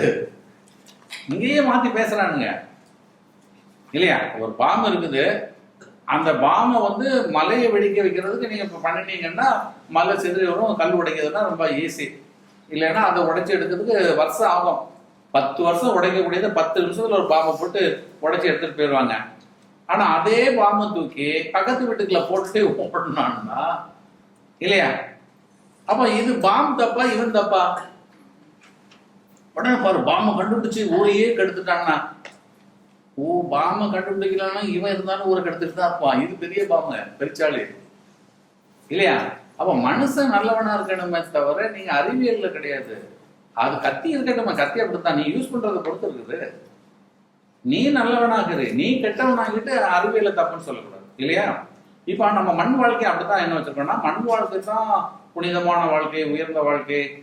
நமக்கு வச்சிருக்க தத்துவங்கள் எல்லாம் அத்தனையுமே. அதனாலதான் சொல்றேன், மண்ணில் யாருமே என்ன ஆக முடியலன்னு சொன்னா, நினைச்சதை சாதிக்க முடியல, நினைச்சது கிடைக்கல, நடக்க போறது தெரியல. இப்ப ஈஸியஸ்ட் வே நடக்க போறது தெரிஞ்சுக்கலாம் இல்லையா? தனக்கு நடக்கிறதே தான் தெரியணும்னா நமக்கு எது வேணும்? வான் சிந்தனை வேண்டும். ஏன்னா அங்க இருந்தானே வருது. எங்க இருந்து வருது? வானத்துல இருந்து. அப்ப அங்கேயே நீங்க பிடிச்சிக்கிட்டீங்கன்னா அதுகிட்ட தொடர்பு வச்சுட்டா அது சொல்லிடும். இப்ப ஞானிகள் அப்படித்தான் ஜெயிச்சாங்க. ஞானிகளுக்கு எப்படி நடக்க போறது தெரியும் சொன்னா, இவங்க நேரம் எங்க வச்சுட்டாங்க? அங்க வச்சுட்டாங்க. இப்போ ஒன்றும் இல்லை, உங்களுக்கு அரசுல நல்ல தொடர்பு இருந்து மினிஸ்ட்ரி யாராவது தெரிஞ்சவர் இருந்தான்னு வச்சுக்கலாம். இப்போ ஏதாவது கொடுக்க போறாங்க, அதானே நடக்குது நாட்டில் நிறைய இல்லையா? கிஃப்ட் கொடுக்குறாங்க, அது கொடுக்குறாங்க. அப்போ உங்களுக்கு அங்கே லிங்க் அவங்க சொல்லிடுவாங்க. என்ன சொல்றாங்க? சார் அடுத்த வாரம் டிஸ்ட்ரிபியூட் பண்ண போறோம் சார், இப்படி நிறைய சரக்கு வரப்போகுது. முன்னக்கிட்டே தெரிஞ்சிருந்தா நீங்க என்ன பண்ணிடலாம்? முன்னாடியே போய் நின்றுக்கலாம். ஆளா போய் நின்று வாங்கிட்டு கரெக்டா வந்துடலாம். நடக்கிறது நடக்கதான் செய்யும். ஆனா நீங்க அனுபவிக்கிறத என்ன பண்ணிக்கலாம்? உங்களுக்கு சாதகமா ஆக்கிக்கலாம் இல்லையா?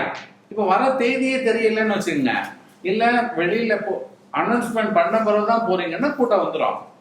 அந்த பப்ளிசிட்டி ஆறதுக்கு முன்னாடி உங்களுக்கு தெரிஞ்சா, இப்போ 5ஆம் தேதி கொடுக்க போறான், 3ஆம் தேதி தான் பப்ளிஷ் பண்ண போறான், உங்களுக்கு 1ஆம் தேதி தெரிஞ்சிச்சுன்னா நீங்க அதுக்கு தக்க வரலாம், ரெடியா இருக்கீங்க இல்லையா?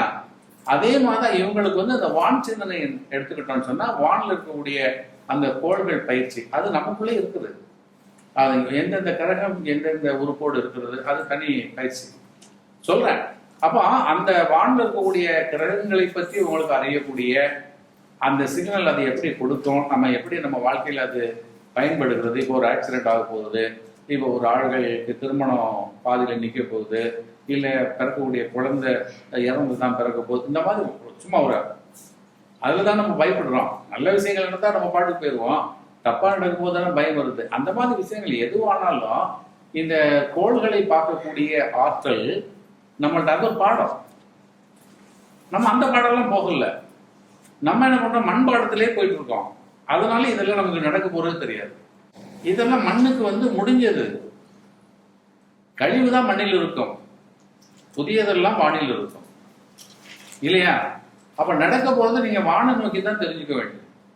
அதனாலதான் ஞானிகள் எல்லாம் வானை நோக்கியே பார்ப்பாரு. அண்ணாமலை அண்ணாமலையாக்கு அரோகரன்னா, அண்ணாமலை அண்ணாந்து பாரு, எங்க வானை பாரு. வான்கோள்கள் தான் வாழ்க்கை தருகிறது, வான்கோள்கள் தான் வாழ்க்கை தருகிறது. அப்போ அந்த சிந்தனை வேண்டும். அதை தான் திருவள்ளுவர் அழகாக என்ன சொன்னார்னா, நீரின்றி அமையாது உலகினின் யார் யாருக்கும் வானின்றி அமையாது ஒழுகு. புரியுதா?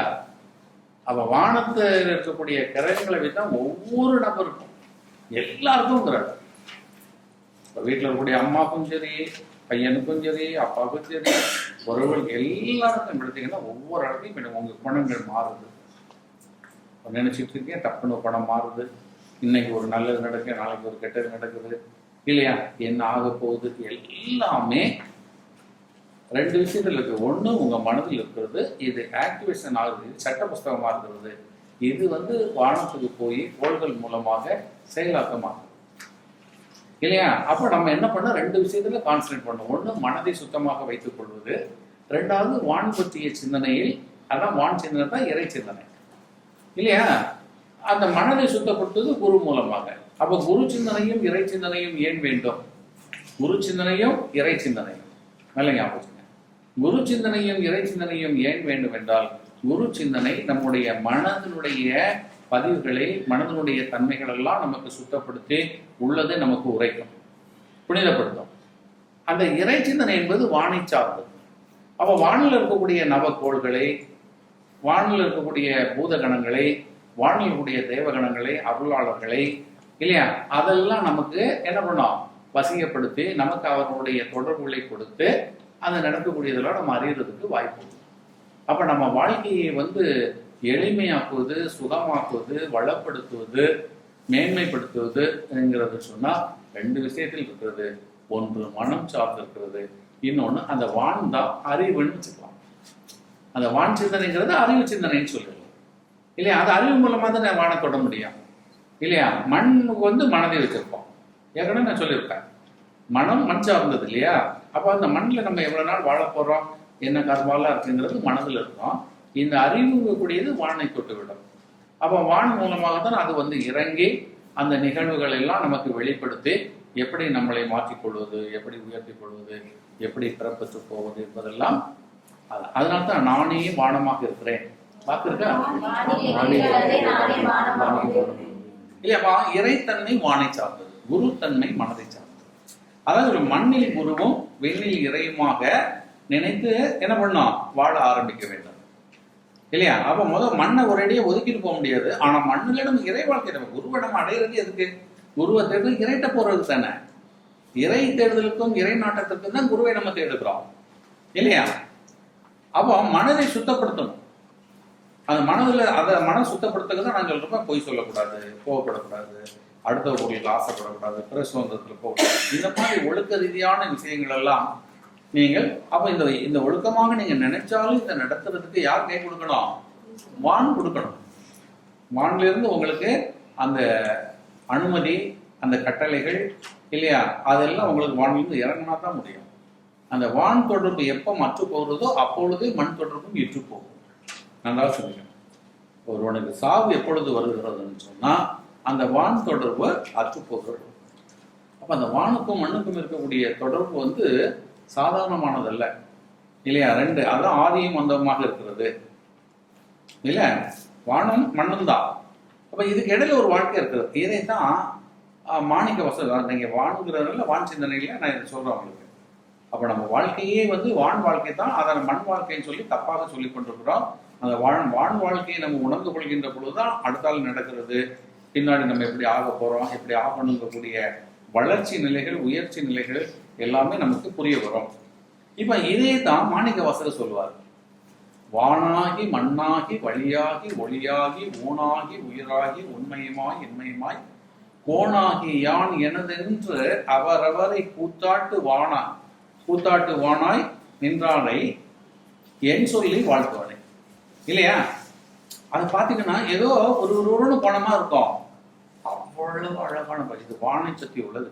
அதான் சொன்னேன், வான்ல இருந்து சொல்லுவார். வானாகி வான் தான், இறை தான், அறிவு தான். வானாகி அடுத்தது மண்ணாகுது. அப்ப வான் தான் மண்ணை படைக்கிறது இல்லையா? வான்ல இருந்தா மண்ணுக்கு எல்லாரும் வராங்க.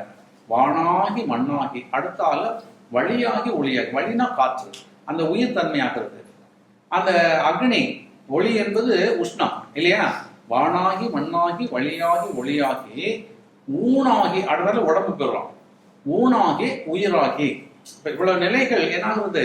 வாழ்ந்து வருது. ஏன்னா உடம்பு இருந்தா தான் நம்ம உயிரை உணர முடியும். உடம்பை முன்னர் இழுக்கின்றிருந்தேன் உடம்பினுக்குள் ஒரு பொருள் கண்டேன் இல்லையா? உடம்பு வச்சுதான் நம்ம ஞானம் பெற முடியும். உடம்பார் அழியும் உயிரார் அழிவர். அந்த அழிவர்னு சொல்லக்கூடாது, அழிவர்னு நான் சொல்லியிருப்பேன் இல்லையா? அப்ப மீண்டும் மீண்டும் நம்ம பிறப்பு இல்லாம ஆகணும்னா இந்த உடம்பை எடுக்கிறத நிறுத்திட்டா போதும், பிறவி போயிடும். அப்ப உயிர் மேல போயிடும். இப்ப இவர் என்ன சொல்றாருன்னா, வானாகி மண்ணாகி வழியாகி ஒளியாகி ஊனாகி உயிராகி உண்மையுமாய் இன்மையுமாய், உள்ளதாய் இல்லாததாய் இல்லையா? உண்மையுமாய் இன்மையுமாய் கோணாகி யான் எனதென்று. இந்த இடத்த பாருங்க, அப்படி சொல்லிட்டு வர்றாய். கோணும்னா தலைவனாக இல்லையா? கோணா தலைவன் சொல்ல, குருன்னு சொல்ல. கோணாகி யான் எனதென்று அவரவரை, எனது நான் சொல்லக்கூடியவர்களை என்ன பண்றாரு அவரு? கூத்தாட்டுவான். அவங்கள போட்டு பாடாப்படுத்துவான், அவங்கள ஆட்டுவிப்பான். யார்? இறைவன். அந்த இறைவன் எப்படி இருக்கான்? வானாக இருக்கிறார். அதான் சொல்றாரு யான் எனது. இப்ப பாருங்க, திருவள்ளுவர் சொல்வார்.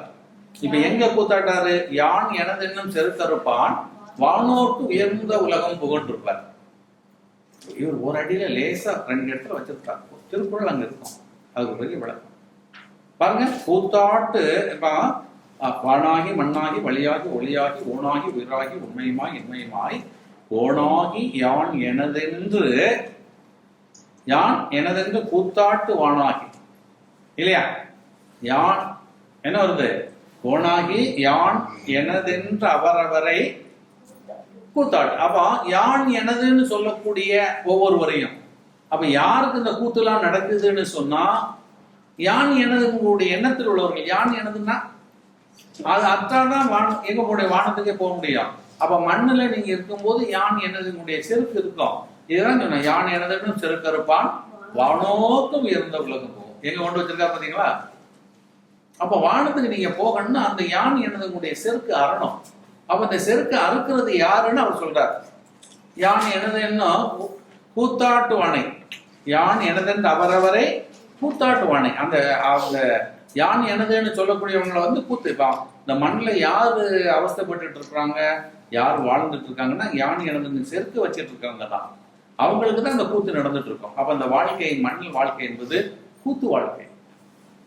மண் வாழ்க்கை கூத்து வாழ்க்கை, அது ஒண்ணுமே இல்லாததுன்னு அதான் சொல்றாரு இல்லையா? கூத்தாட்டு வானாகி, கூத்தாட்டு வானாகி நின்றாயே, நின்றவனே.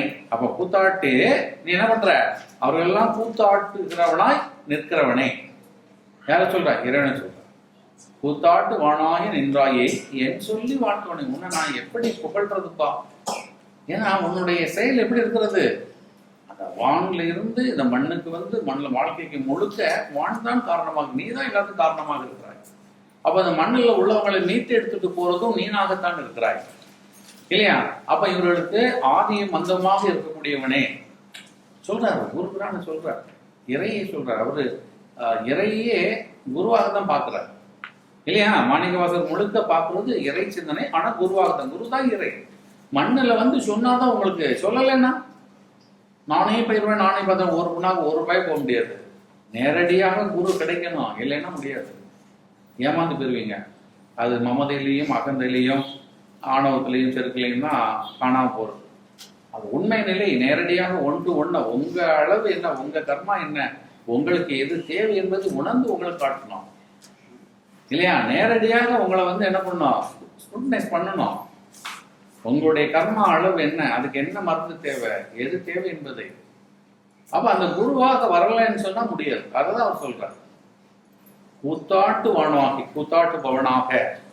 இந்த கூத்தாட்டு வான் 2 மீனிங்ல போட்டிருப்பார். வான்னு சொல்லிருப்பார், கூத்தாட்டு பவன் போட்டிருப்பார். கூத்தாட்டு வானாகி நின்றாயே, நின்றவனேன்னு சொல்லலாம். நின்றாயேனா நின்ற தாயேன்னு கூட சொல்லலாம். தாயினும் சால பறிந்துன்னு சொல்லுவார். மாணிக்கவாசகர் குரு எப்படி பார்ப்பாரு? தாய் ஏன் தாயின்னு சொன்னாருன்னு சொன்னா, நல்லா சிந்திக்கணும். இறைவன் தான் தாய் எல்லாருக்கும். ஏன்னா இந்த தாய்கள்லாம் இந்த உடம்புக்கு இல்லையா? இந்த உயிர் எங்கிருந்து வருது? இறைட்டர்ல வருது. அப்போ எங்கிருந்து நீங்க வாரீங்க?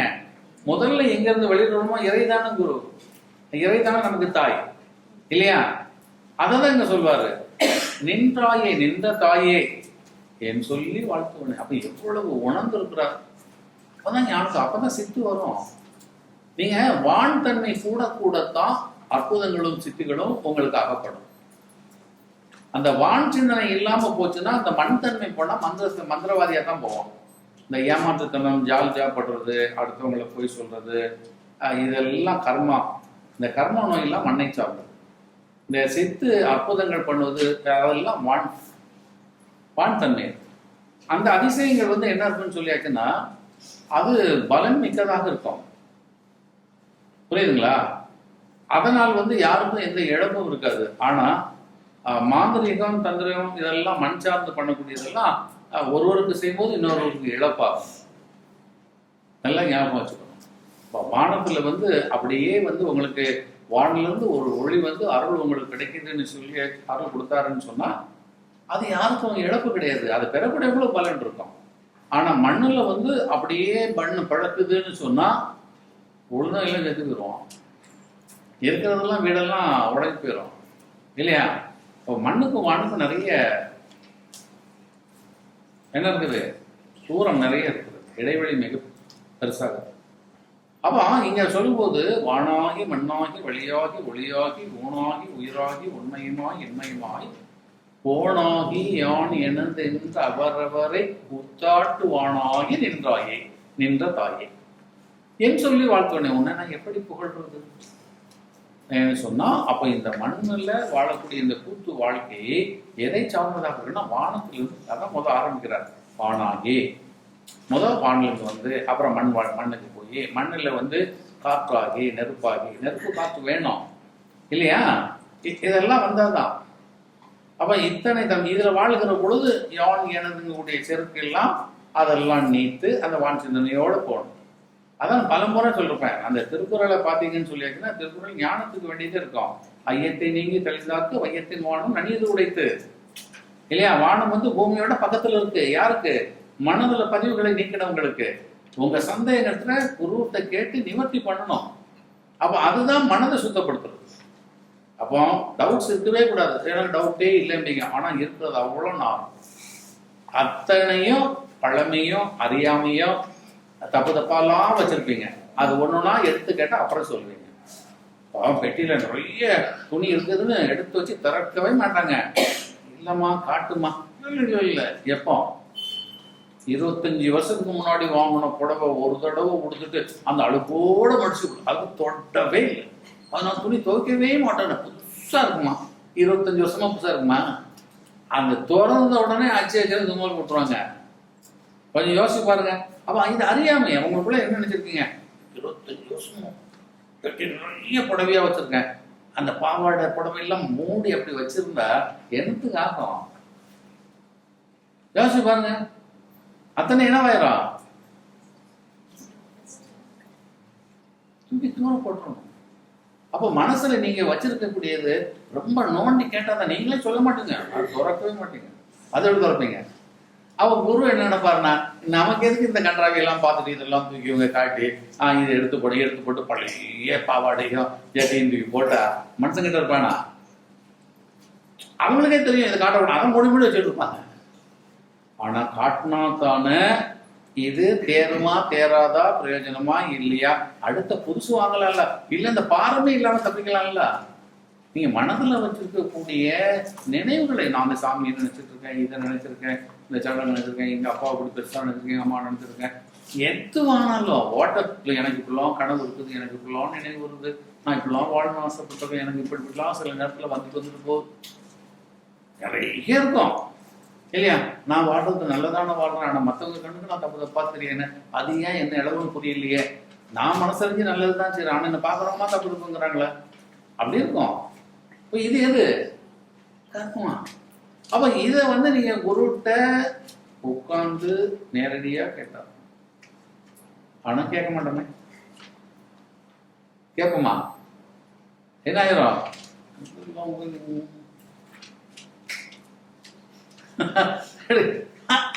அப்படின்ட்டு அது என்ன ஆயிரும்? பழைய 35 வருஷத்து பாவாட்டை ஜட்டிகள் எல்லாம் பெட்டியில வச்சு பூட்டி வச்ச மாதிரி கடைசியில எடுத்தா எல்லாம் கந்தலா வரும், வித்துரும். சில பல பழைய புடவைலாம் பாருங்க, இந்த பட்டு புடவைலாம் வச்சிருப்பாங்க, 40 வருஷம் 45 வருஷம் பட்டு புடவை இருக்கும்.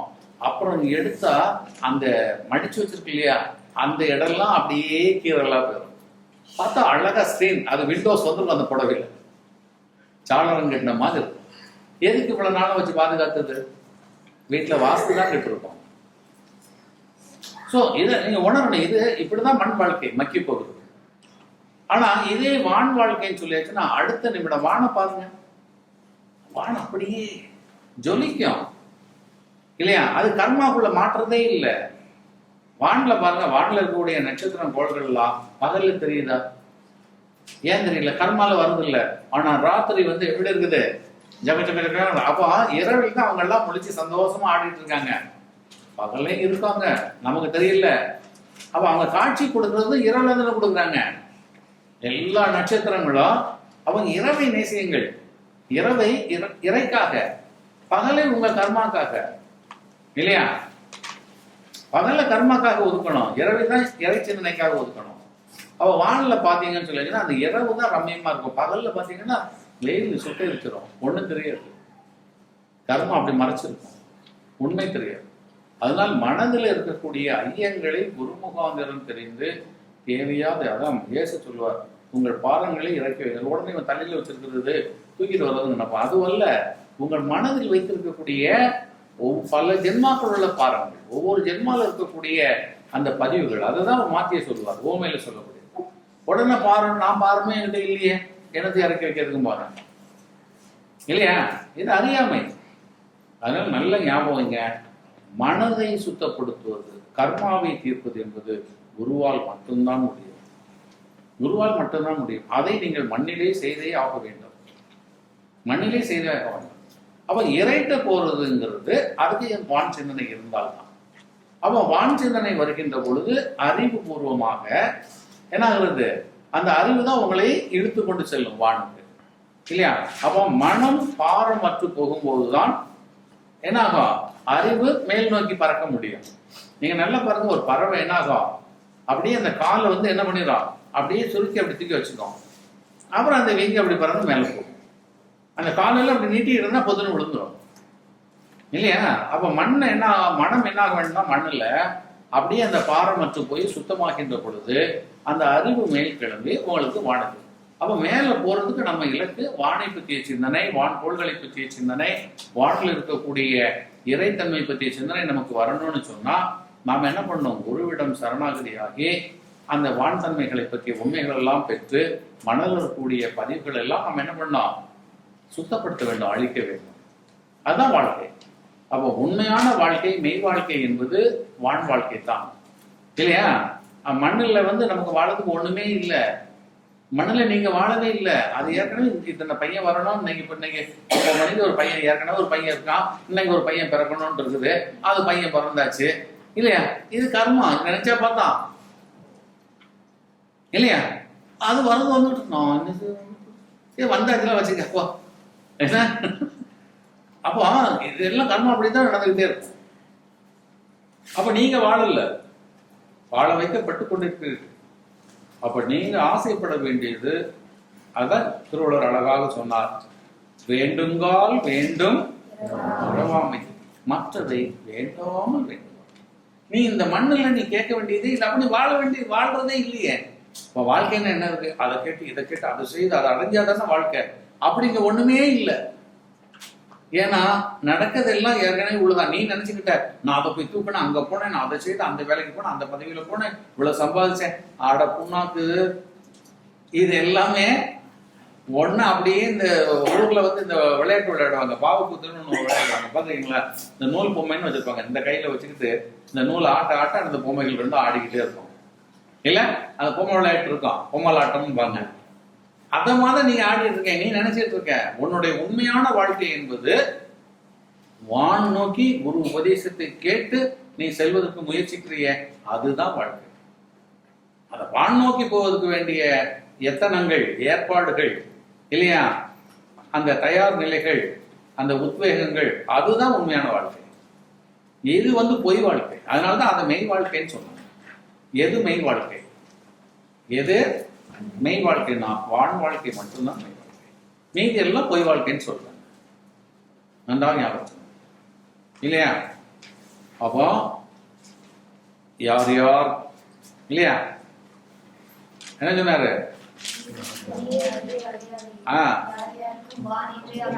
யார் உள்ளது அவர் அங்க யார் யாருன்னு போட்டாரு. இவருக்கு என்ன சொன்ன அவரவர்னு போட்டாரு. இவர் என்ன போட்டாரு?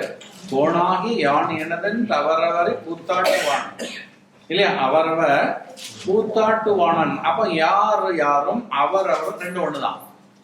இங்கேயும் ஒவ்வொருவரும் அங்கேயும் ஒவ்வொருவரும். அதனால்தான் அவை பிராட்டி என்ன சொன்னா, தேவர் குரலும் திருநான்மறை முடிவும் மூவர் தமிழும் இல்லையா, முனி மொழியும் கோவை திருவாசகமும் திருமூலன் சொல்லும் ஒரு வாசகம் என்று உணர். அப்ப எல்லா ஞானிகளும் அந்த உயர்ந்த தன்மையில போனவங்க எல்லாமே சொல்லக்கூடியது ஒரே நிலைக்கு தான், ஒரே வாசகங்கள் தான். அப்ப ஏன் அவங்க ஒரே நிலையில போறாங்கன்னு சொன்னா அவங்க வான் சிந்தனைக்கு போறாங்க. அப்ப வான் சிந்தனைக்கு ஒருவர் சென்று விட்டால் அத்தனை பேரும் ஒன்றாகி விடுவார்கள். மண் சிந்தனையில் இருக்கிற வரைதான் மனிதர்கள் பிரித்து கர்மாவில் நுழைந்து தன்னை அழித்து மீண்டும் மீண்டும் பிறப்புக்குள் என்ன பண்றாங்க? மூழ்கி கொண்டிருக்கிறார்.